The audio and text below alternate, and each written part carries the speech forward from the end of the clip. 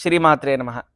తులారాశి వారికి ఫిబ్రవరి మాసంలో ఎలా ఉండబోతుంది? ముందుగా చూసుకుంటే తులారాశి వారికి ప్రత్యేకించి మంచి గ్రహ ప్రభావాల చేత అన్నిట్లో కూడా యోగదాయకాలుగా ఉన్నాయన్నమాట.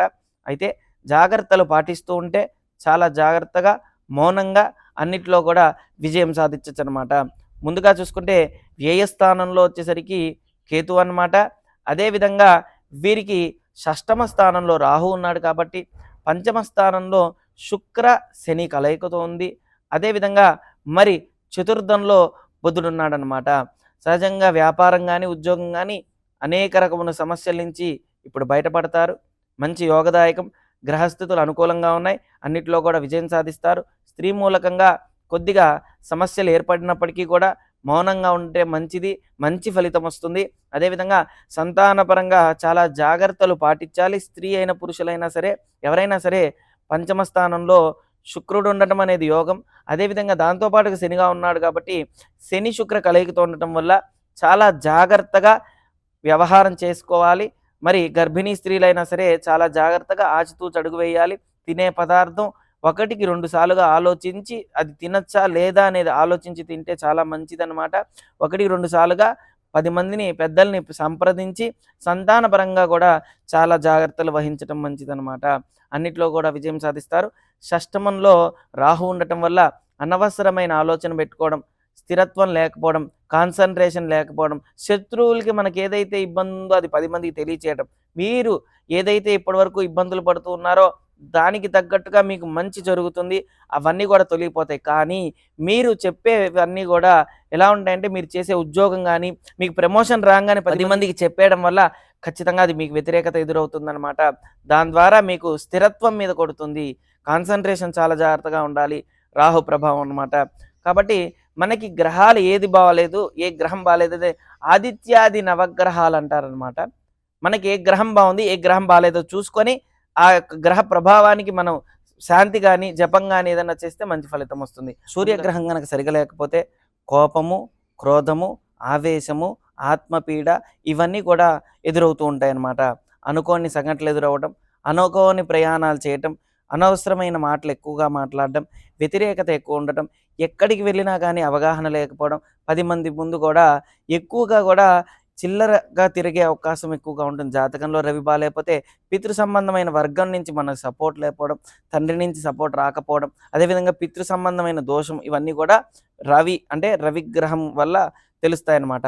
కాబట్టి జాతకంలో రవి బావుంటే గనక వర్గం నుంచి సపోర్ట్ ఉండటం, పితృ సంబంధమైన యోగ్యం కలగటం, పితృ సంబంధమైన వస్తున్న పరంపర అనేది అభివృద్ధిలోకి రావడం, పుత్ర సంబంధమైన యోగం కలగడం, స్త్రీ సంబంధమైన యోగం కలగడం, సంతాన యోగం కలగడం ఇవన్నీ కూడా రవిగ్రహం వల్ల జరుగుతుందనమాట.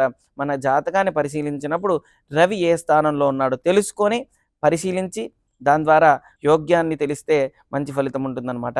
అదేవిధంగా చంద్ర మనకి మనఃకారకుడు కాబట్టి ఒకవేళ చంద్రుడు సరిగా లేకపోతే మానసికమైన ఆలోచనలు ఎక్కువ ఉండడం, మనఃప్రశాంతత లేకపోవడం, క్రోధం, ఆవేశం, ఆలోచన ఎక్కువగా ఉండటం, అనవసరమైన మాటలు మాట్లాడుతూ ఉండటం, అనవసరంగా మనస్పర్ధలు తెచ్చుకోవడం, ఎక్కువ శాతం అనవసరమైన ఆలోచన ఎక్కువగా పెట్టుకొని మానసికమైన ఆవేదనకు ఎక్కువ గురవటం ఇవన్నీ కూడా చంద్రుడు బాలేకపోతే జరుగుతుంది. కానీ చంద్రుడు బావుంటే మనకి అన్నిట్లో కూడా విజయం సాధించడం, ఏదనుకుంటే అది జరగటం, ప్రశాంతత ఉండటం, మనసులో ఏదైతే అనుకుంటో అది ఖచ్చితంగా కూడా అన్నిట్లో కూడా విజయం సాధించటం, ప్రేమ, ఆప్యాయత, జాలి, దయ, అభిమానం, ఈర్ష్య, అసూయ, అహంకారాలన్నిటికీ కూడా కొన్ని విధాలుగా చంద్రుడు బాలేకపోతే తెలుస్తుంది. జాతకంలో చంద్రుడు బాగుంటే ఇవన్నీ కూడా మంచి స్థితిలో మంచిగా ఉంటాయన్నమాట. అందరూ ప్రేమగా ఉండటం ఇలాంటివి జరుగుతాయన్నమాట. ఈర్ష్య లేకుండా ఉండటం, అహంకారం లేకుండా ఉండటం ఇలాంటివి జరుగుతాయి.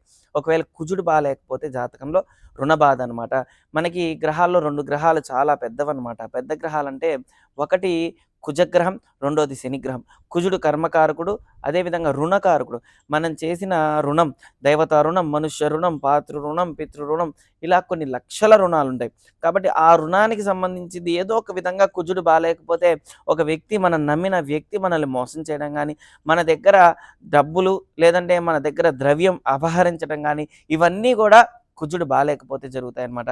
కుజుడు బావుంటే ఏ వ్యక్తి అయితే మన దగ్గర తీసుకోవాలనుకుంటాడో, ఏ వ్యక్తి అయితే మనకి ఇవ్వాలనుకుంటాడో అవన్నీ గూడా మనకి ఇచ్చేసి వెళ్ళిపోయే స్వభావం ఉంటుందన్నమాట. కుజుడు బావుంటే ఇవన్నీ గూడా మనకి మంచి జరుగుతాయి. భూమి సంబంధించిన దానిలో డెవలప్‌మెంట్ ఉండడం, ధన సమృద్ధిగా సంపాదన పెరగడం, ధన సంబంధమైన విషయంలోనే ఎక్కువగా కూడా యోగదాయకంగా ఉండడం, అన్నిట్లో కూడా కుజుడు బావుంటే జరుగుతుందన్నమాట. అయితే బుధుడు బాలేకపోతే ఎక్కువగా కూడా వ్యాపార పరంగా గానీ, ఉద్యోగపరంగా గానీ అనుకూలత ఉండదన్నమాట. ఎక్కువగా మౌనంగా ఉండలేకపోవడం, 10 మంది ముందు కూడా కలవకుండా ఉండటం, కోపం ఎక్కువ ఉండటం, ప్రమోషన్ వస్తుంది అనే ప్రయత్నంతో అనవసరమైన ఆలోచనలు పెట్టుకొని అందరితో గొడవలు పడడం, అనవసరంగా గొడవ పడిన దాన్ని ఎక్కువగా కూడా వ్యతిరేకత ఎక్కువ ఉంటుందన్నమాట. కాబట్టి జాతకంలో బుధుడు ఖచ్చితంగా బావుండాల్సిందే. ఎందుకంటే ఒక వ్యక్తి మనకి జాబ్ వచ్చిందంటే వ్యాపారం బావుంటుంది, ఉద్యోగం బావుంటుంది, అన్నిట్లో కూడా డెవలప్‌మెంట్ ఉంటుంది. అదే బుధుడు బాలేకపోతే అన్నిట్లో కూడా వ్యతిరేకత ఎక్కువ ఉంటుందన్నమాట.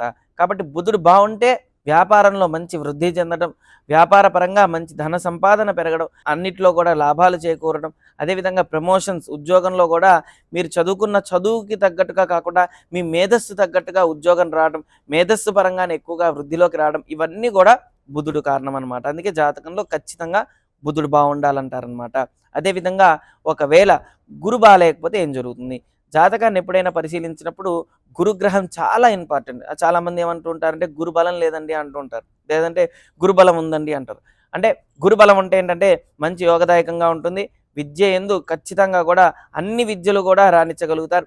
విద్య వచ్చిన దానికి వ్యాపారం గాని, ఉద్యోగం గాని ఖచ్చితంగా కూడా వచ్చి అన్నిట్లో కూడా డెవలప్‌మెంట్ ఉంటుంది. ధన సమృద్ధిగా సంపాదన పెరుగుతుంది. ధనం అనేది బాగా సమృద్ధిగా ఉంటుందన్నమాట. ఏదైనా సరే జాతకంలో గురువు దృష్టి ఉండాలి. గురు ప్రభావం ఉండాలి. అదేవిధంగా గురువు మంచి మార్గాన్ని, ఆధ్యాత్మికని, దైవ చింతని, దైవ యోగ్యాన్ని, దైవ సాధనని అన్నిటికీ కూడా గురువు మూలం కాబట్టి గురు మంచిగా ఉంటే మంచి జరుగుతుందనమాట. ఒకవేళ శుక్రుడు గనక బాలేకపోతే ఏమవుతుంది? బావుంటే ఏమవుతుంది? స్త్రీ సంపాదన, అదేవిధంగా స్త్రీ మూలకంగా వచ్చే ధనం, ద్రవ్యం అంతా గూడా ఒకవేళ శుక్రుడు బావుంటే జరుగుతుంది. అదేవిధంగా ధనమే కాదు అన్నిట్లో కూడా కలిసొస్తుందనమాట. వివాహమైన వ్యక్తికి స్త్రీ గనక శుక్రుడు మంచి యోగంగా ఉంటే మంచి స్త్రీ రావడం, ఇచ్చిన స్త్రీ అనుకూలత ఉండటం, అన్నిట్లో లాభాలు చేకూరడం, వ్యాపారం నందు గాని, ఉద్యోగం నందు గాని అనుకూలత ఎక్కువ ఉండటం, అదేవిధంగా ప్రేమ, ఆప్యాయత ఎక్కువగా ఉండటం. స్త్రీ అయినా, పురుషులైనా శుక్రుడు గనక బాలేకపోతే గొడవలవుతూ ఉంటాయి భార్యాభర్తల మధ్య.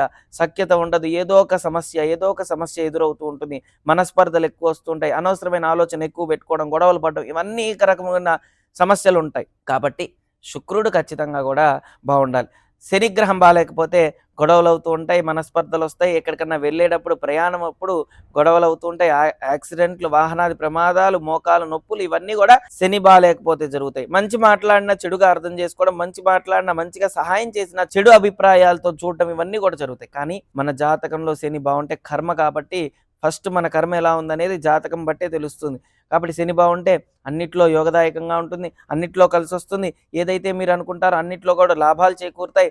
ప్రాణ సంబంధించిన విషయాల్లోనే 10 మందికి సహాయం చేయగలుగుతారు. ఎవరికైతే ఇబ్బంది పడుతూ ఉన్నారో ప్రాణం అంటే మనకి అన్న సంబంధించింది ప్రాణాపానం అంటారు. అంటే అన్నానికి సంబంధించింది 10 మందికి సహాయం చేయడం, అన్నదానం చేయడం, అన్నంలో కూడా ప్రత్యేకించి అందరికీ కూడా రావాలి అని ఎక్కువగా సంపాదనలో ఎక్కువగా శని బావుంటే దాన ధర్మాలు చేసే గుణం ఎక్కువగా ఉంటుందన్నమాట. కాబట్టి రాహుకేతులు మనకి చూసుకుంటే గనక పాప దృష్టి గనక ఉంటే పాప ప్రభావం, స్థిరత్వం లేకపోవడం, కాన్సంట్రేషన్ లేకపోవడం, వ్యాపారం నందు, ఉద్యోగం నందు గాని అన్నిట్లో కూడా స్థిరత్వం లేకపోవడం ఇవన్నీ కూడా ఉంటాయన్నమాట. ఆరోగ్య సమస్యలు ఉండటం ఇవన్నీ కూడా. రాహు గనక బావుంటే మంచి స్థితిగా ఉండటం, ఆరోగ్యం బావుండటం, వ్యాపారం నందు గాని, ఉద్యోగం నందు గాని ప్రమోషన్‌లు ఆగకుండా వస్తూ ఉండటం, అన్నిట్లో వృద్ధి చెందటం ఇవన్నీ కూడా జరుగుతాయన్నమాట. కేతు కనుక సరిగా లేకపోతే స్థిరత్వం మీద కొడుతుంది. అదే విధంగా మెయిన్‌గా మేధస్సు మీద కొడుతుంది. ఎంత చదువుకున్నా కేతు గనక ఉంటే మనకి మంచి స్కిల్స్ అనేది డెవలప్‌మెంట్ చేసేది కేతు అన్నమాట. స్కిల్స్ ఎలా ప్రణాళిక చేయాలి, మనం ఏదైనా సరే వ్యాపారం గాని, ఉద్యోగం గాని ఎలా ప్రణాళిక రచించి దాన్ని ఎలా అమలు చేయాలనే ఆలోచనలు 100 రకాలుగా ఆలోచించేది కేతు అన్నమాట. కేతు దృష్టి సరిగా లేకపోతే ఎక్కువ వైరాగ్యం, విరక్తితో ఎక్కువగా ఉండటం, అదేవిధంగా అన్నిటికీ వ్యతిరేకంగా మాట్లాడడం, ఏ వ్యాపారం చేయాలన్నా వ్యతిరేకత ఎక్కువ ఉండటం, మన మనసులోనే వ్యతిరేకమైన ఆలోచన వస్తూ ఉండటం, ఇది చేస్తే ఏమొస్తుంది, అది చేస్తే ఏమవుతుంది అనే ఆలోచనతో ఎక్కువగా వృధా ఖర్చు చేసే అవకాశం ఉందన్నమాట. కాబట్టి జాతకంలో అన్ని గ్రహాలు మంచి స్థితిలో ఉంటే మంచి ప్రభావం ఉంటుంది. కాబట్టి ముందుగా మనకి ఏ గ్రహం బాగుంది, ఏ గ్రహం బాలేదో తెలుసుకొని ఆచరిస్తే మంచి జరుగుతుందన్నమాట. ఓం శ్రీ దత్తాయ నమః. ఓం శ్రీ దత్తాత్రేయాయ నమః.